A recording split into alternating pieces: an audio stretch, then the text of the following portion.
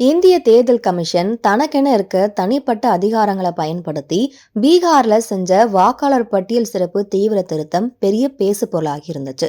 வரக்கூடிய 6 மற்றும் 11ஆம் தேதிகள்ல பீகார் சட்டசபைக்கு 2 கட்டங்களா தேர்தல் நடைபெற இருக்க நிலையில 7,42,00,000 வாக்காளர்கள் வாக்களிக்க இருக்காங்க. இதுல 14 லட்சம் பேர் புதிய வாக்காளர்கள். இதுல கவனிக்க வேண்டிய விஷயம் என்னன்னா, ஜூன் மாசத்துல பீகாருடைய வாக்காளர் பட்டியல்ல இருந்த மொத்த வாக்காளர்கள் எண்ணிக்கை 7,76,00,000 இருந்ததுதான். 2002, 2003ஆம் ஆண்டுக்கு அப்புறம் வாக்காளர் திருத்தம் மேற்கொள்ளப்படாத நிலையில தேர்தல் கமிஷன் 2 மாசமா தீவிர வாக்காளர் திருத்த பட்டியல் நடவடிக்கையை மேற்கொண்டுச்சு. இதுல புதுசா 14 லட்சம் இளம் வாக்காளர்கள் வாக்காளர் பட்டியல இடம் பெற்றிருக்காங்க. இது தவிர இறந்தவர்கள், இடம்பெயர்ந்தவர்கள், இரட்டை பதிவு செய்தவர்கள்னு கிட்டத்தட்ட 50 லட்சம் வாக்காளர்களுடைய பெயர் காலி செய்யப்பட்டிருக்கு. வாக்காளர் பட்டியலிருந்து முஸ்லிம் வாக்காளர்களை நீக்கக்கூடிய நோக்கத்துல தேர்தல் கமிஷன் ஆளும் பாஜகவுடன் இணைஞ்சு வாக்காளர் பட்டியலிருந்து லட்சக்கணக்கான வாக்காளர்கள் பெயரை நீக்கி இருக்குன்னு காங்கிரஸ், கம்யூனிஸ்ட் கட்சி உட்பட எதிர்கட்சிகளும் ஒரே குரல்ல புலம்பி கதறி கண்ணீர் விட்டிருந்தாங்க. இது தொடர்பான மனுக்களை விசாரித்த சுப்ரீம் கோர்ட் தேர்தல் கமிஷன் நடவடிக்கையில குறைபாடு இருந்தா கோர்ட் தலையிடும்னு தெரிவிச்சிருந்துச்சு.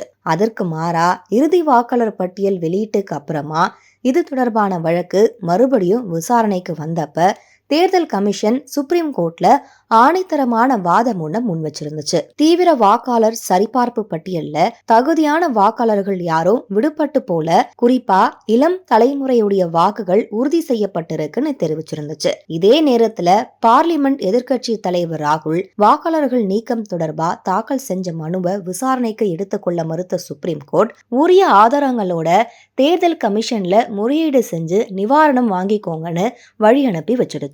பீகார் மாநிலத்துல நடந்த வாக்காளர் பட்டியல்களுடைய சிறப்பு தீவிர திருத்த நடவடிக்கை தேர்தல் கமிஷனுக்கு வெற்றியை கொடுத்துச்சு. ஆனா காங்கிரஸ், கம்யூனிஸ்டுகள், ராஷ்டிரிய ஜனதா தளம் உட்பட பல கட்சிகளும் கதற தொடங்கிட்டாங்க.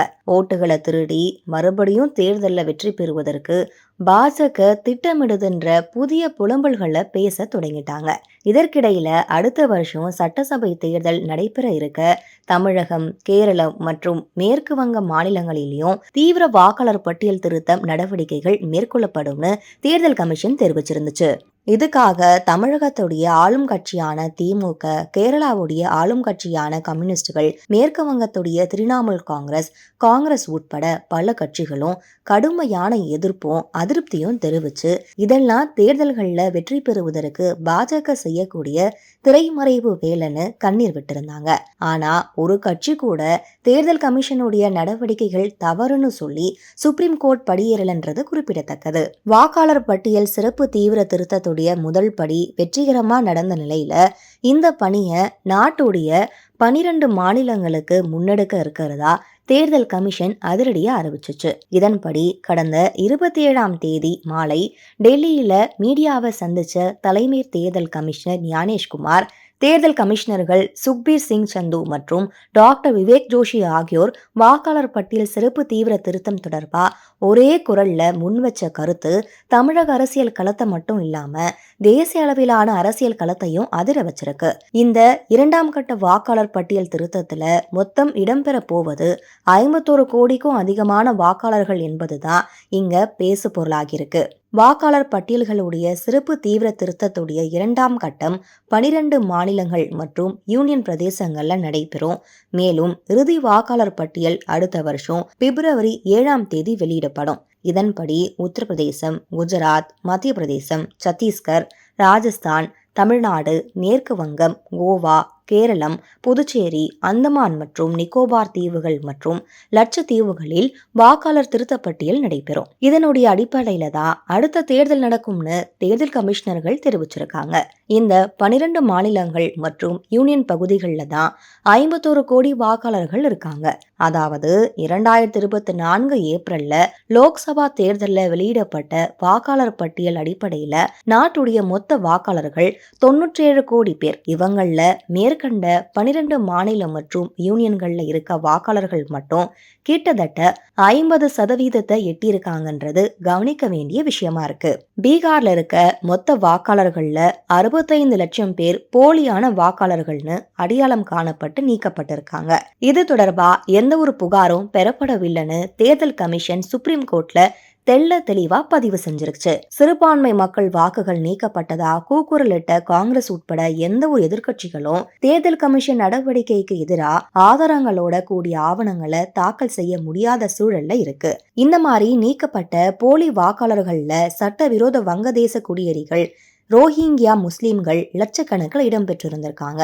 இவங்களுக்கு இந்திய முகவரிகள்ல போலி ஆதார், ஓட்டுநர் உரிமம், பல இடங்கள்ல போலி ரேஷன் கார்டுகள் வழங்கப்பட்டு இருந்திருக்கு. இதன் வழியா தேர்தல்கள்ல அவர்கள் வாக்களித்திருக்கிறதா கடந்த காலங்கள்ல தெரிய வந்திருக்கு. அதனால உள்நாட்டுல பாரத தேச குடிமகன்களுடைய உண்மையான வாக்குரிமைய நிலைநாட்டுற வகையில இந்த எஸ்ஐஆர்னு சொல்லக்கூடிய தீவிர வாக்காளர் திருத்தப்பட்டியல் நடவடிக்கை தொடர்வதா தேர்தல் கமிஷன் திட்டவட்டமா அறிவிச்சிருக்கு. இந்தியாவுல சிஏஏ சட்டம் கடந்த வருஷத்திலிருந்து மெல்ல மெல்ல அமல்படுத்தப்பட்டு வருது. நாட்டுடைய ஒவ்வொரு மாநிலத்திலையும் இருக்கக்கூடிய சட்டவிரோத குடியேறிகள் அடையாளம் காணப்பட்டு அவர்கள் வசம் இருக்க ஆவணங்களை உறுதிப்படுத்தியதுக்கு அப்புறம் அவர்களுடைய சொந்த நாடுகளுக்கு அனுப்பப்பட்டுட்டு வராங்க. இதுல வங்கதேசத்திலிருந்து சட்டவிரோதமா குடியேறி இருக்க ரோஹிங்கியா முஸ்லிம்கள், வங்கதேச முஸ்லிம்கள் முதலிடத்துல இருக்காங்க. பாகிஸ்தானி முஸ்லிம்கள் பலரும் இங்கேயே குடியிருந்து தேர்தல்கள்ல ஓட்டு போடுற அளவுக்கு உரிமைகள் பெற்றிருக்காங்கன்றது கவனிக்க வேண்டிய விஷயம். தேர்தல் கமிஷன் தமிழகம், கேரளா,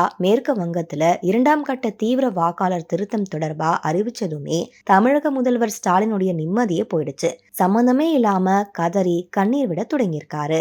தேர்தல் கமிஷனுடைய இந்த நடவடிக்கையால சிறுபான்மையினர் மற்றும் சமூகத்துல நலிந்த மக்களுடைய வாக்குகள் பறிபோகக்கூடிய அபாயம் இருக்கிறதா அவரே கற்பனையா யாரோ எழுதி கொடுத்த அறிக்கைய செங்கல்பட்டுல நடந்த திமுக நிர்வாகிகள் ஆலோசனை கூட்டத்துல உளறியிருக்காரு. ஆமா, தேர்தல் கமிஷனுடைய நடவடிக்கை எப்படி இருக்கும்னு அறியறதுக்கு முன்னாடியே முதல்வருடைய குரல் இப்படி இருந்தா அப்புறம் எப்படி சொல்றது? முதல்வர் மட்டும் இல்ல, இண்டி கூட்டணியில இருக்க விசிக, காங்கிரஸ் ஆகியோருடைய கண்ணீரும் இப்படிதான் வீணாகுது. முதல்வர் ஸ்டாலின் புலம்னது போலவே எஸ்ஐஆர்னு சொல்லக்கூடிய வாக்காளர் பட்டியல் திருத்தம் உண்மையிலேயே நாட்டோடைய சிறுபான்மை மக்கள் எளியவர்களுக்கு வைக்கப்பட்ட குறியா அப்படின்னு கேட்டா இல்லைன்னு தான் சொல்லணும். உண்மையில இது பாரதத்துடைய குடிமக்களான முஸ்லிம்கள் மத்தியில சட்டவிரோதமா குடியேறி உள்நாட்டுடைய பாதுகாப்புக்கு பெரிய அச்சுறுத்தலா மாறிட்டாங்க. குறிப்பா கோவை மாவட்டத்துல நகை தொழில்ல 30,000க்கும் அதிகமான வங்கதேசத்தவர் இருக்காங்க. இவங்கள பலர் உள்ளூர் குடியுரிமை பெற்றிருக்காங்க. சிலர் தேர்தல்ல ஓட்டுகளும் பெற்றிருக்காங்க.